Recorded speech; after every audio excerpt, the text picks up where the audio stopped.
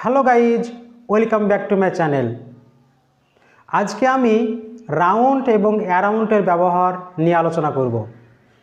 এই রাউন্ড এবং অ্যারাউন্ড এমন দুটি প্রিপোজিশন যা 80% স্টুডেন্ট এর ব্যবহারের ক্ষেত্রে মিস্টেক করে।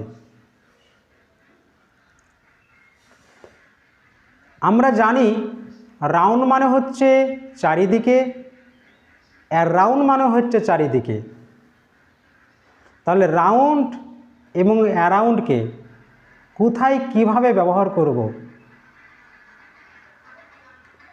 সেই বিষয় নিয়ে আজকে আমি আলোচনা করব। রাউন্ড কোন একটা জিনিসের চারিপাশে কোন একটি জিনিস যদি মোশন অবস্থায় থাকে, গতিশীল অবস্থায় থাকে, মুভমেন্ট করে, তাহলে সেক্ষেত্রে আমরা রাউন্ড ব্যবহার করতে পারি। যেমন পৃথিবী সূর্যের চারিপাশে ঘুরে, earth moves round the sun. একটি বালক ফিল্ডের চারিপাশে দৌড়ছে, a boy is running round the field. এইভাবে আমরা রাউন্ড ব্যবহার করতে পারি।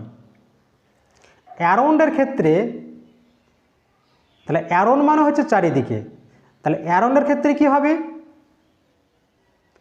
কোনো একটি জিনিসের চারিপাশে কোনো জিনিস যদি স্টেবল ফিক্স থাকে, অর্থাৎ মোশনলেস অবস্থায় থাকে, তাহলে সেই ক্ষেত্রে আমরা অ্যারাউন্ড ব্যবহার করতে পারি। যেমন আমার বাড়ির চারিপাশে অনেকগুলি গাছ আছে। There are many trees around my house. মাঠটির চারিপাশে একটি দেওয়াল আছে। There is a wall around the field. আবার অনেক সময় আমরা বলি যে আমার চারিপাশে অনেক মানুষ দাঁড়িয়ে আছে। মেনি পিপল আর স্ট্যান্ডিং অ্যারাউন্ড মি। এইভাবে আমরা রাউন্ড এবং অ্যারাউন্ড আমরা ব্যবহার করতে পারি।